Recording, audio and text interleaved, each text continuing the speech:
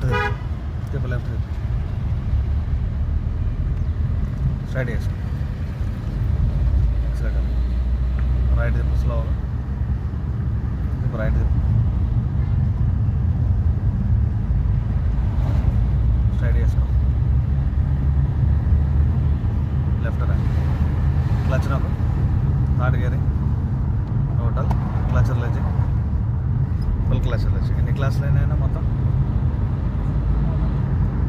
ఎండలో నీకు ఎన్ని రోజులు వచ్చినట్టు అనిపిస్తుంది 10 రోజులు వచ్చిన అది అన్న చెప్పాలి కదా కనీసం గుర్తుండాలి కదా మనకు ఎన్ని క్లాసులు తీసుకుంటున్నాము నిన్న ఏం ఆపరేటింగ్ చేసినాము ఈరోజు ఏం ఆపరేటింగ్ చేసినాము అంటే గుర్తుండాలి మనం ఓకేనా లెఫ్ట్ అలా మర్చిపోయినా రేపు పొద్దున డ్రైవింగ్ కూడా మర్చిపోతాం అన్నట్టు ఇక ఒకసారి డ్రైవింగ్ వస్తే లైఫ్ లాంగ్ మనకు డ్రైవింగ్ ఉండిపోతుంది అన్నట్టు అలాగే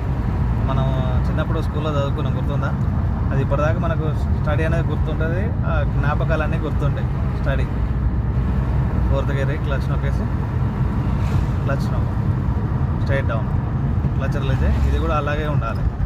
నేను ఎన్ని క్లాసులలో ఇన్ని ఆపరేటింగ్ చేస్తున్నాను అనేది గుర్తుండాలి అందుకే అంటున్నాను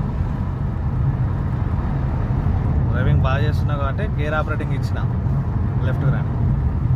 క్లచ్ నొక్కు సెకండ్ గేర్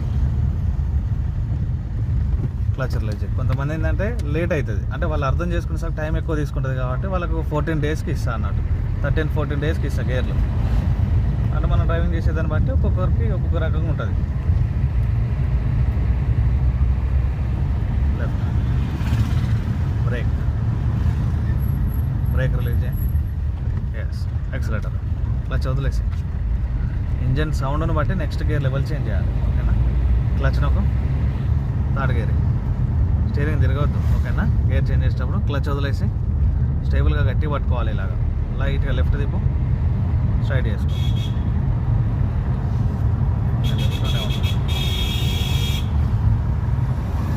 రైట్ తిప్పు స్లోగా ఎక్సలేటర్